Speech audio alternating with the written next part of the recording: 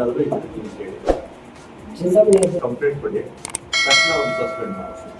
ಮತ್ತು ಇನ್ನೊಂದು ವಿಚಾರ ಸರ್, ಅದೇ ನಮ್ಮ ರಾಜ್ಯದಲ್ಲಿ ಎಷ್ಟು ಸೆಂಟರ್ಸಲ್ಲಿ ಎಕ್ಸಾಮ್ ಆಗುತ್ತೆ, ನೂರಾರಲ್ಲ ಸಾವಿರಾರು ಸೆಂಟರ್ಸಲ್ಲಿ ಆಗುತ್ತೆ.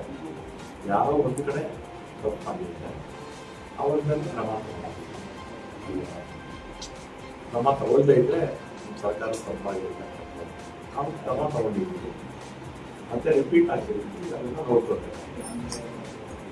ಸರ್ BJP ಅವರು ಏನಂದರೆ ಈಗ ನಮಗೆ ಊರು ಬಿಟ್ಟು ಊರು ಕೊಟ್ಟೋಗ್ತಾರಲ್ಲ, ರಾಷ್ಟ್ರೀಯ ಮಾನ ಮರ್ಯಾದೆ ಏನೂ ಇಲ್ಲ. ಯಾಕೆ ಮಾತಾಡ್ತೀನಿ ಅಂದರೆ, ಮಹಿಳಾ ಮೀಸಲಾತಿ 2023ರಲ್ಲಿ ಪಾರ್ಲಿಮೆಂಟಲ್ಲಿ ರಾಜ್ಯಸಭಾದಲ್ಲಿ 3ನೇ ಒಂದು ಭಾಗ ಕೊಡಬೇಕು ಅಂತ ಪಾರ್ಲಿಮೆಂಟಲ್ಲಿ ಎಲ್ಲ ಪಕ್ಷಗಳು ಕೂಡ ಅನುಮೋದನೆ ಕೊಟ್ಟಾಗೋದು, ರಾಜ್ಯಸಭಾ ಮತ್ತು ಲೋಕಸಭಾ ಕೊಟ್ಟಾಗೋದು. ಈಗ ಮೊನ್ನೆ ಮಹಿಳಾ ಮೀಸಲಾತಿ ಜೊತೆಗೆ ಮತ್ತೆ 2ನೇ ಸರಿ ಮಹಿಳಾ ಮೀಸಲಾತಿಗೆ 544 ಸ್ಥಾನಕ್ಕೆ ಈಗಾಗಲೇ ಪಾರ್ಲಿಮೆಂಟ್ ಅಷ್ಟೇ ಪಾಸ್ ಆಗಿದೆ. ಕೊಡೋದಕ್ಕೆ ಯಾವ ಅಡ್ಡಿನೂ ಇಲ್ಲ. ಎಲ್ಲ ಪಕ್ಷಗಳು ಕೂಡ ಸರ್ವಸಮ್ಮತ ಅಭಿಪ್ರಾಯವನ್ನು ಅಲ್ಲ ಪಾರ್ಲಿಮೆಂಟಲ್ಲೇ ಅವರೆಲ್ಲ ಅನುಮೋದನೆ ಕೊಟ್ಟಿದ್ದಾರೆ.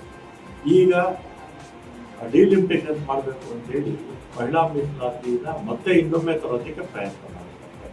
ಮಹಿಳಾ ಮೀಸಲಾತಿಗೆ ನಮ್ಮ ವಿರೋಧ ಇಲ್ಲ. ದೇಶದಲ್ಲಿ ಪ್ರಥಮ ಬಾರಿಗೆ ಮಹಿಳಾ ಮೀಸಲಾತಿ ಮಾಡಿರೋದೇ ರಾಜೀವ್ ಗಾಂಧಿ ಅವರು. ಗ್ರಾಮ ಪಂಚಾಯತಿಯಿಂದ ಹಿಡಿದು ಜಿಲ್ಲಾ ಪಂಚಾಯತಿವರೆಗೂ ಕೂಡ ಎಲ್ಲ ಕಡೆ ಕೂಡ ದೇಶದ ಎಲ್ಲ ಭಾಗದಲ್ಲಿ ಮೀಸಲಾತಿ ಮಹಿಳೆಯರಿಗೆ ಕೊಟ್ಟವರೇ ರಾಜೀವ್ ಗಾಂಧಿ. ರಾಜೀವ್ ಗಾಂಧಿಯವರು ಕಾಲದಲ್ಲಿ ಅಧಿಕಾರ ವಿಕೇಂದ್ರೀಕರಣ ಕೂಡ ಆಯಿತು. ಅದೇ ರೀತಿ ಮಹಿಳೆಯರಿಗೂ ಕೂಡ ಅಧಿಕಾರ ವಿಕೇಂದ್ರೀಕರಣ ಮಾಡಿದ್ದೆ ನಾವು. BJಪಿಯವರು ನಾಚಿಕೆ ಇಲ್ಲದೆ ಜನಾಕ್ರೋಶ ಅಂತ ಮಾಡ್ತಾ ಇದ್ದಾರೆ. ಅವರಿಗೆ ನಾಚಿಕೆ ಆಗಲೇ ಇದೆ ಹೇಳ್ತಲ್ಲ, ಇನ್ನೊಂದ್ಸರಿ ಹೇಳ್ತೀನಿ, ನಾಚಿಕೆ ಮಾನ ಮರ್ಯಾದೆ 3 ಬಿಟ್ಟು 3 ದೊಡ್ಡ ಅಂತಲ್ಲ, ಆ ರೀತಿ ವ್ಯಕ್ತಿತ್ವ ಇರ್ತಕ್ಕಂಥ BJಪಿ ಈಗಾಗಲೇ ಅನುಮೋದನೆ ಕೊಟ್ಟಿರ್ತಕ್ಕಂಥ ಮಹಿಳಾ ಮೀಸಲಾತಿಗೆ ಇನ್ನೊಮ್ಮೆ ತರೋ ಅವಶ್ಯಕತೆನೇ ಇರಲಿಲ್ಲ.